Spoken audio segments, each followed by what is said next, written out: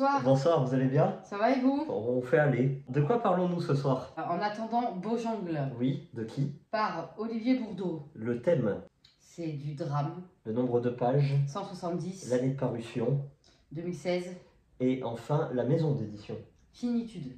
Très bien. Bon, alors Olivier, qui es-tu? Parce que nous, on ne connaît pas du tout. Olivier, c'est un écrivain français qui est né en 1980 à Nantes. Voilà, Dans le 44, donc. certainement. Il a écrit En attendant Beaujongle, Oui. qui a reçu 3 prix. Hmm. Le Grand Prix RTL, le Prix France Télévisions et le Prix du roman des étudiants France Culture Télérama. Il a même eu droit à une première sélection pour le Goncourt, tu m'as dit. Oui, il a été nominé.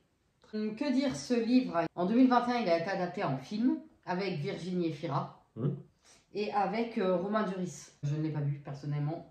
Toi, je ne sais pas. Ah, ça risque pas. A-t-il fait d'autres romans? Oui, il a fait Florida en 2021 Mhm. et il a fait Pactum Salis en 2018. Plus récemment, en 2024, développement personnel. Donc ce livre est un best-seller, il y a beaucoup de retours sur Babelio, si ce n'est pas plus de 10 000, et il est apprécié. Est-ce que tu peux nous faire un pitch, s'il te plaît? Donc le pitch va être simple, on va suivre le vécu d'une famille sous les yeux et l'interprétation du garçon. Voilà, on n'a pas son âge, 10-12 ans, voilà, on va dire ça comme ça, et lui il va nous dire le quotidien, surtout de ses parents, qui forment un couple flamboyant. Tout est prétexte à faire la fête, à inviter des amis, à danser. On va pas trop travailler parce que bon, le travail c'est un peu rasoir, quoi, c'est ennuyant. Non, on va carpe diem, profiter de la vie sur tous les aspects. Voilà. Très bien. Arrive évidemment un jour où c'est le drame. Je peux pas trop en dire, mais je vais le dire par la suite, mais je vais pas trop en dévoiler non plus. Qu'en as-tu pensé? On va faire classique, point fort, point faible.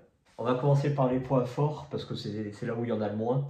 Donc l'écriture est somme toute agréable.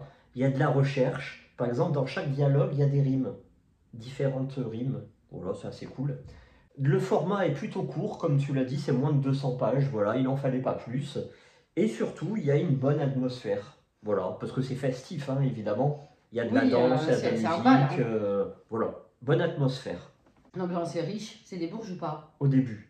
Ouais, ils sont pas à plaindre. D'accord. Voilà. Mais même s'ils étaient pauvres, ils ne seraient pas à plaindre non plus parce qu'ils vivent dans leur monde. Voilà, ils se font plaisir jusqu'au moment où. On attend ce moment, hein. Pas négatif, on va rentrer un peu plus dans le vif du sujet. Voilà. Dans le cœur directement. Exactement. Donc moi j'ai trouvé que tout était prétexte à l'extravagance, au farfelu, à l'incongruité. Voilà, c'est une surenchère de situations et d'actions totalement délirantes. Voilà. Ce qui, moi, m'a totalement sorti de l'histoire. Voilà, moi j'ai trouvé que ça décrédibilisait totalement le propos. Et donc, j'ai pas ressenti de l'empathie pour les personnages et pour le drame à suivre. Dès le début, je me suis mis en position divertissement, si ce n'est en position farce. J'ai pris ça comme une farce, tu vois, où on rigole, même si c'est pas forcément drôle, tu vois, surtout à la fin. Mais moi, je suis sorti du contexte. Mais j'ai continué parce que c'était agréable à lire. Deux choses. Il y a cette forme d'humour très présente qui consiste à donner la voix à l'enfant qui fait des mauvaises interprétations d'expressions ou de dires de parents, tu vois. Ça, bon, c'est vu et revu. L'humour Jamel Debbouze, c'est fini depuis 2010, quoi, donc assez. L'effet aussi du livre dans le livre. Alors ça, mais on n'arrête pas de le voir, voilà, faudrait arrêter. Parce que ça, c'est ni inspirant, ni inspiré, on le voit de partout. Arrivé à un moment, stop. T'as raison. La fin. Bon, alors, il faut pas chercher de morale déjà. Si certains pensent que c'est une fable, non, il n'y a pas de morale à la fin. Et surtout, il y a ce dénouement qui cherche à nous tirer les larmes. Et donc, à chaque fois, quand c'est provoqué, l'effet tombe à l'eau. Voilà, c'est vraiment le cas de le dire. Voilà, ceux qui ont lu l'histoire, ils savent pourquoi je dis ça. Mais est-ce qu'il y a de la romance? Il y a de l'amour. Voilà. C'est l'amour fou. Oui, exactement, l'amour fou. Alors moi, je vais mettre un énorme avertissement. Voilà. En une question, vous allez comprendre si cette lecture est faite pour vous ou pas. Est-ce que tu penses que un désespoir est plus facile à accepter quand il est dit avec le sourire? Ou alors, est-ce que tu te sentirais dérangé, mal à l'aise, si justement ce désespoir est galvaudé par un concours de blagues? Voilà, c'est de l'humour. Parce que le thème là-dedans, ça va être quoi? Et là, je vais un peu dévoiler le sujet. On est face à une maladie, une femme malade, une femme désespérée.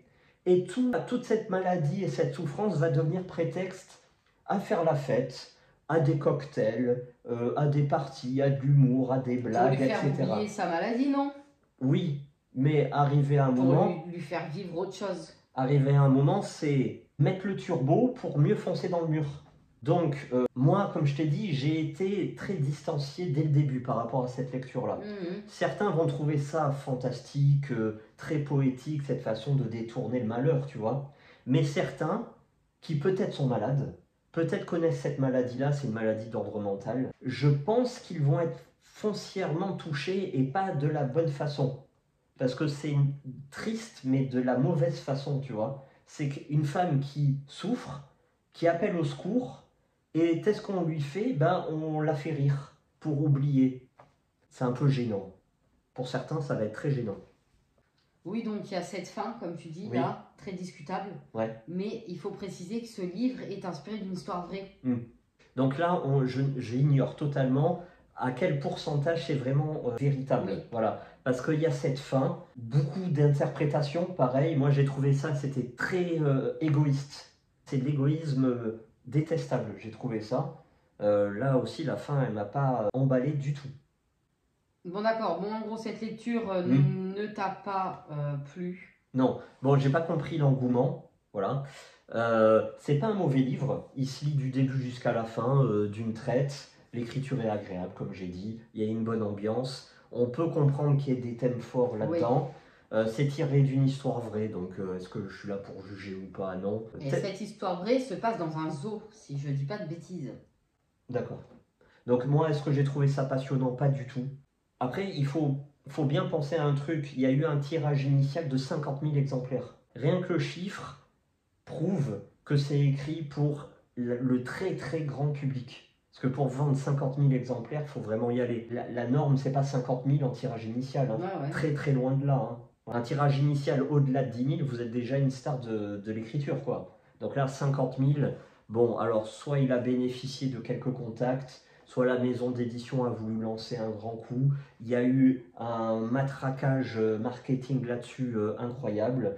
Et comme j'ai dit, à mon avis, c'est pour le grand public. Ceux qui savent se contenter de peu, voilà. Exact. Est-ce qu'on vise le feel good? Je pose la question. Moi, j'ai vu dans les retours que ceux qui disent ça, c'est surtout le feel good. Et ceux qui sont plutôt très demandeurs en lecture, à chaque fois sont déçus. En tout cas, ça a bien marché parce que c'est son premier roman. Oui, pareil. Un premier roman à plus de 50 000 exemplaires, ça n'existe pas. Voilà. C'est beau, hein.